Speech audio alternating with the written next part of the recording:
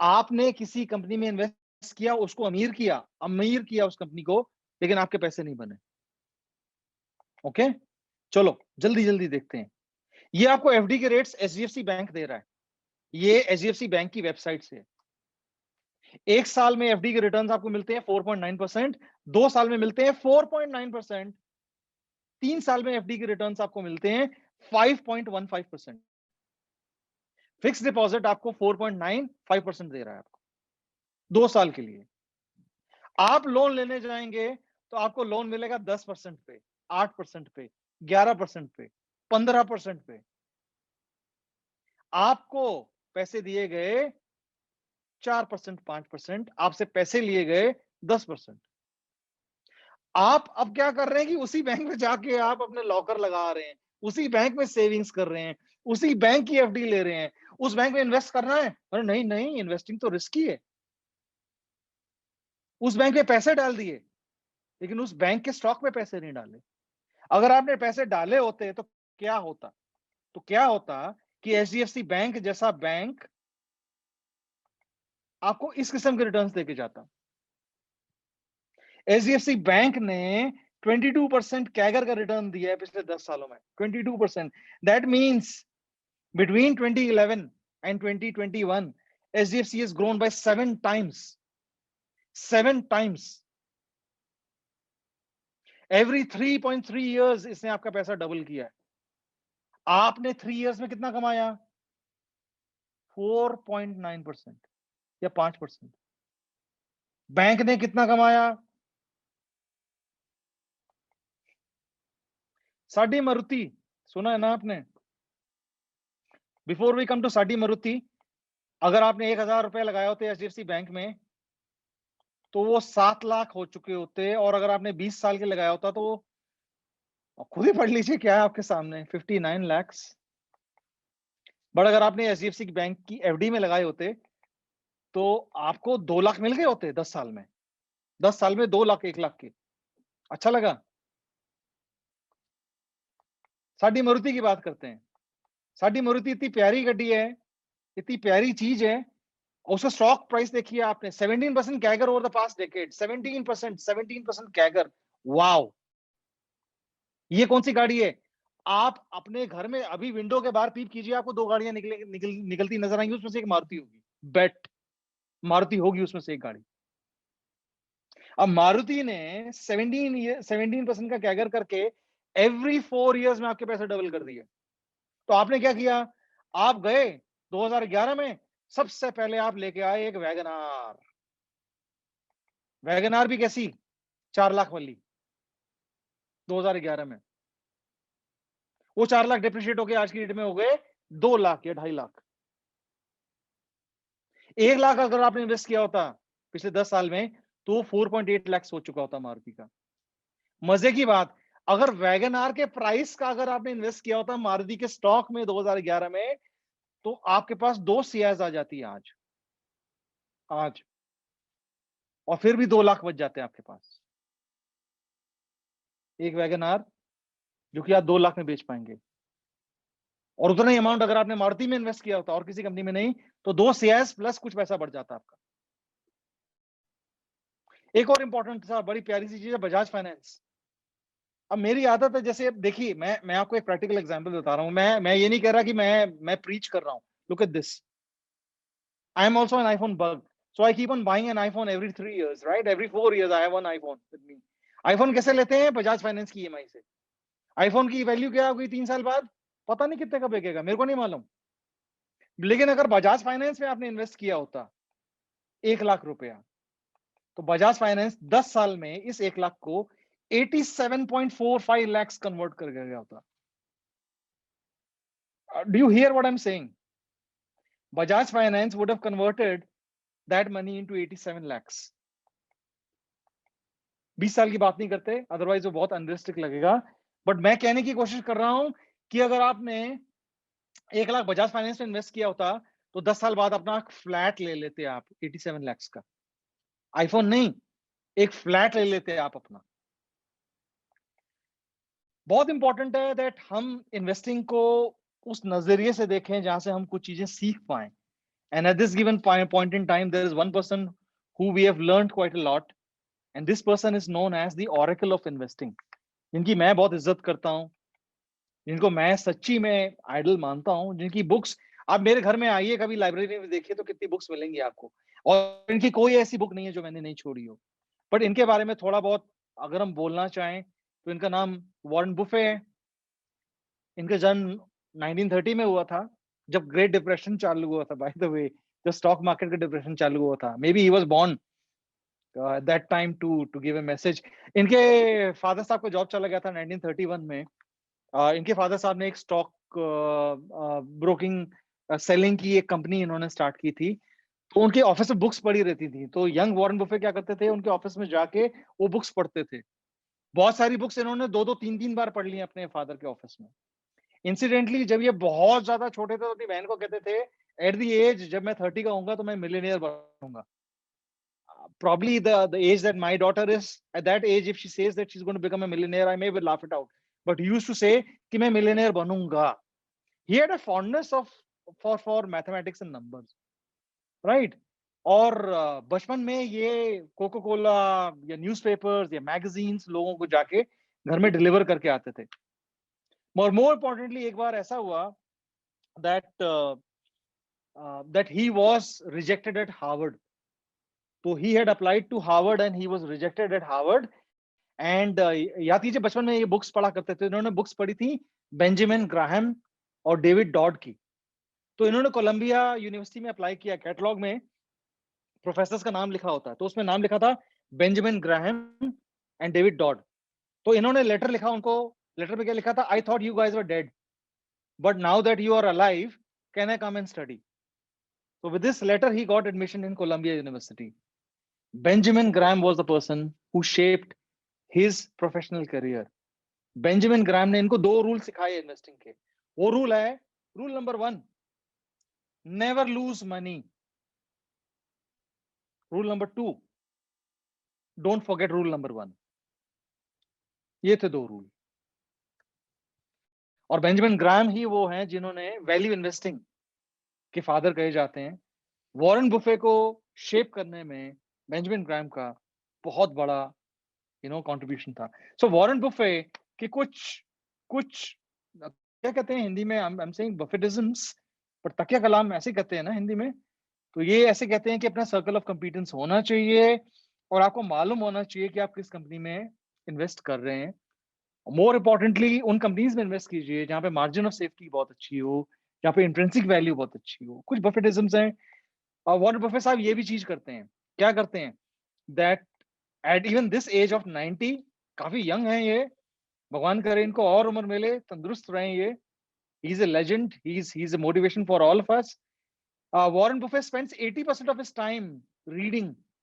He reads about 600-750 pages a day. आप ये अफवाह नहीं है, ये सच्चाई है। वो पढ़ते हैं इतना। He reads newspapers, magazines every single day. सबसे अच्छा मैं आपको कह रहा हूं, now that I've been in investing for long, the best things that you can learn from Warren Buffett, about Warren Buffett, is going through the letters, shareholders के letters जो लिखते हैं, annual letters लिखते हैं of Berkshire Hathaway. In letters को आप पढ़ेंगे ना, आपको बाकी बुक्स की जरूरत नहीं है, is my claim. These letters are beautiful, beautiful letters.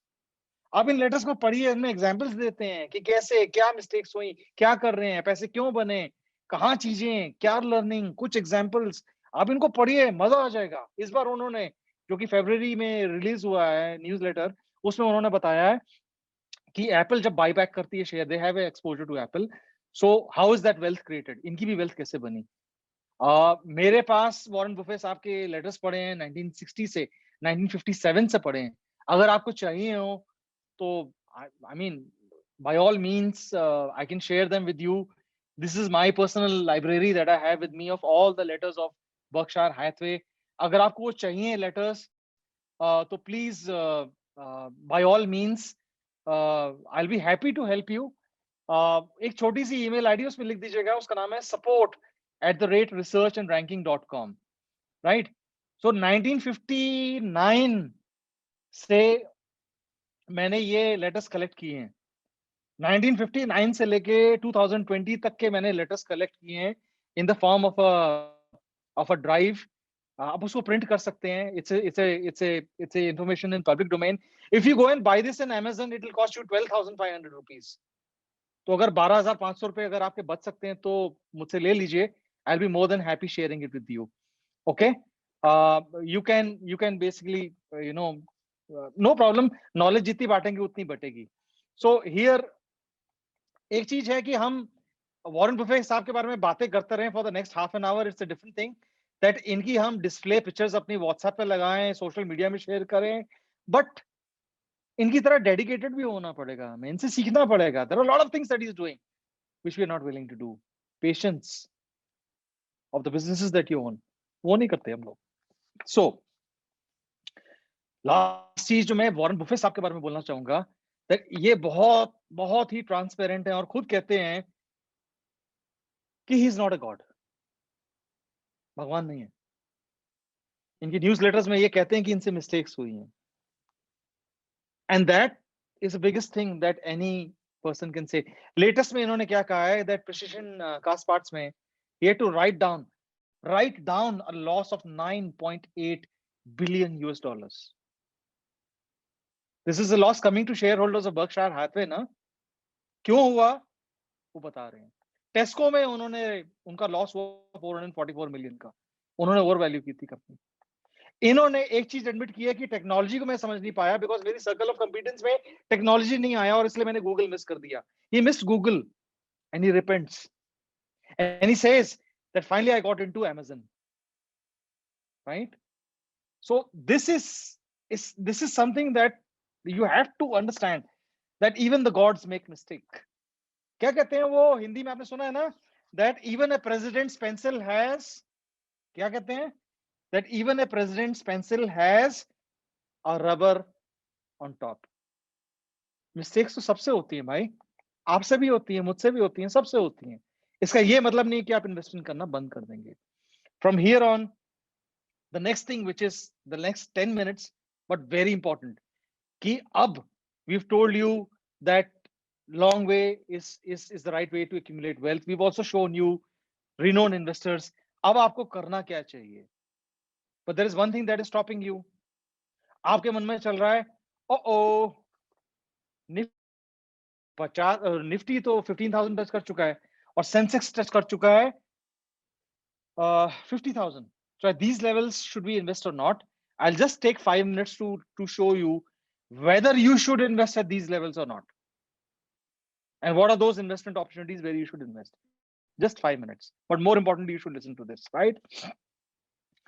अगर निफ्टी 16,000 हो जाता है, 18,000 हो जाता है तो भी आप इन्वेस्ट करें, because the earnings that we are seeing from here on 35 से 40% अर्निंग्स की ग्रोथ नजर आ रही है 2022 के लिए और 2023 के लिए 16 to 18% की अर्निंग्स नजर आ रही हैं. So even at 15,000, 16,000, 18,000, it's the right time that you should invest. Indian markets are under penetrated. Why Indian markets are under penetrated? Because अगर आप देखें GDP per capita, we are the 141st ranked country out of 186 countries. अभी तो बहुत दूर जाना है. हमारे यहाँ पर 1000 में मोटर व्हीकल्स की जो ओनरशिप है वो सिर्फ 18 की है. It's a long way to go. Only 5% of households invest in financialization of their savings. कहने का मतलब कि आप रियल एस्टेट, गोल्ड, बाकी चीजें छोड़ दें, से म्यूचुअल फंड हो गई, इक्विटीज हो गई, इंश्योरेंस पॉलिसीज हो गई, इनमें सिर्फ 5% लोग इन्वेस्ट करते हैं. And those are the reasons why I just said this to you कि 5% is only invested in financialization of savings. बाकी 95% कहां जाता है? 84% जो जाता है वो रियल एस्टेट की तरफ जाता है. 77% इन एक्चुअल रियल एस्टेट, 7% कंज्यूमर और ड्यूरेबल गुड्स में, जिसमें कि आपके व्हीकल्स आ गई, गाड़ियां आ गई. 11% गोल्ड में जाता है, 5% आपका जाता है फाइनेंशियल एसेट्स में. There is a long way to go. US में देखिए फाइनेंशियल एसेट्स में कितना जाता है? 44%. There is a long way to go. This will give you the perspective of where we are और कितना हेडरूम है हमारे पास ग्रो करने के लिए. यूएस में 74% of the people spend in financial assets. India में 5%.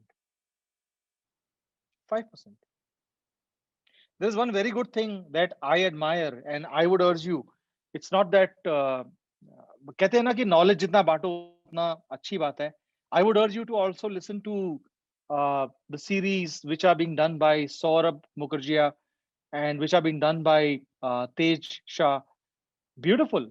उन्होंने भी इस बारे में बात की है फाइनेंशियलाइजेशन ऑफ सेविंग्स में, जहां पे उन्होंने कहा है कि अगर आज 5%, सिर्फ 5% लोग फाइनेंशियलाइजेशन ऑफ सेविंग्स कर रहे हैं, अगर वो 15% हो जाता है, जो कि आप देखिए अभी भी कम है, बाकी कंट्रीज के साथ कंपेयर कीजिए, अगर 15% हो जाता है ओवर द नेक्स्ट 10 इयर्स, तो 5 से 15 जाने में कितने रहेगा डिफरेंस? 10%. मतलब अगर 10 साल में अगर 1% भी लोग शिफ्ट होते हैं towards financialisation of savings, then 100 billion, right, will basically get added. That's a big money. You should listen to them. They're very, very good, investor series.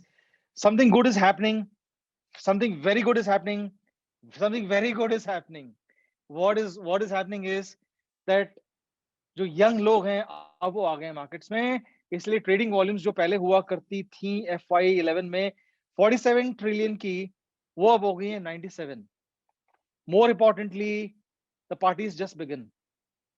2011 में 1.9 करोड़ डीमैट अकाउंट हुआ करते थे, वो अब हो गए हैं 4.1 करोड़ डीमैट अकाउंट हो गए हैं. अगर हम सिर्फ कैलेंडर देखें, मार्च या अप्रैल से देखें, अप्रैल से लेके अक्टूबर तक का 70 lakh demat accounts have been added. 70 lakh demat accounts have been added since April. This is what will drive the future. Or I'm sure you're not going to be left behind and you want the opportunity, right? Now, let me spell those opportunities for you. And this is the last slide. Here are the opportunities. Agar aap notes banana chahen, to please notes bana lein. It's very important. Some of these opportunities are things which you saw last decade. The new decade will bring new opportunities. Agar aap notes mein likhna chahen, to please likh lijiye. These are the few opportunities that will open up in the next 5 years and 10 years. बहुत important है आपके लिए, आप notes जरूर बनाइए. These are very relevant. Yes, I'm receiving a comment. How many are still trading? That fraction is even low. You're right. That fraction is low. Let's see those opportunities that will open up, right? Number one, whenever these companies come up who are engaged in fintech space, specifically companies like Paytm, Razorpay, Instamojo, or any other which is into the technology space and overlaps with financial. There are some companies which I know which are going to be launched soon. There are some companies which are already at play. Do not miss these. अगले 5 साल के अंदर बहुत opportunities आपको यहाँ पे मिलेंगी. At whatever listing that they happen, I hope they are listed at very good valuations. You do not miss these opportunities. Number two, you do not miss opportunities that are in the edutech space. Byju's just turned cash positive. Currently, it is valued at about $12 billion. Unacademy आप देख लीजिए, Vedantu देख लीजिए. All these companies, if they come in the edutech space and their IPO comes soon, these are which will create wealth for you.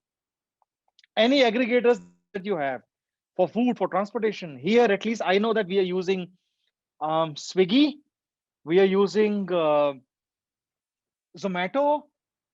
These are great aggregators. These are great suppliers. If their IPO starts coming out, you buy these. Diagnostics, there are already many good companies. Why? There is a lot of emphasis from the government on spending on healthcare. Jisme ki there is a large chunk which is being set aside for diagnostics, which is being set aside for wellness. वो companies बहुत अच्छी हैं. Insurance में भी ने अभी आपको बताया कि financialization of savings में अगर $10 trillion move करने वाले हैं, तो insurance companies बहुत अच्छा perform करेंगी from here on. You already know some are listed. And there is a big papa of all which is going to come very soon. You know that. Which company is that? जानते हैं आप? Online retailers, specifically pharmacies, clothing, accessories. Because हम लोग बिगड़ चुके हैं. हम लोग घर से सब कुछ ऑर्डर करते हैं और करना चाहते हैं. these will be very very relevant. Data को साइंस कहा जाता है, डेटा को हम कहते हैं कि यही आगे मनी है. So any platform, software as a service, there are one or two names. They're very very good names. Yes, you guessed right, LIC है, आपने कमेंट्स में डाला है वो. इलेक्ट्रिकल व्हीकल्स, एक मैं चीज आपसे पूछना चाह रहा हूँ या बोलना चाह रहा हूँ कि आप सिर्फ जो कंपनीज इलेक्ट्रिक व्हीकल्स बनाती हैं सिर्फ उसी थीम पे करेंगे वो मत कीजिएगा, बिकॉज इलेक्ट्रिक व्हीकल्स के साथ में बहुत सारी कनेक्टेड ऑटो इंसिलरीज हैं जो आपको बाई करनी चाहिए, which are going to grow. Preventive and nutritive care solutions are others. There are some other sectors which are very vital, which we are tracking at our end. We'll be more than happy sharing it with you if you want to get in touch with us. So these are the areas where you will make a lot of money. Last but not the least, there is a lot of game out there if you're out there to hunt. Make sure that you hunt the right game for yourself, meaning the right stocks, the right assets. FD मैंने बताया, gold मैंने आपको बताया, real estate आपकी मर्जी है. Equities are going to be the flavor from here on. And don't be surprised अगर आपको equities में 4x 5x returns मिलते हैं अगले 5 सालों में. Don't be surprised. Don't be surprised. So make sure that you hunt the right ones, or else you might get hunted.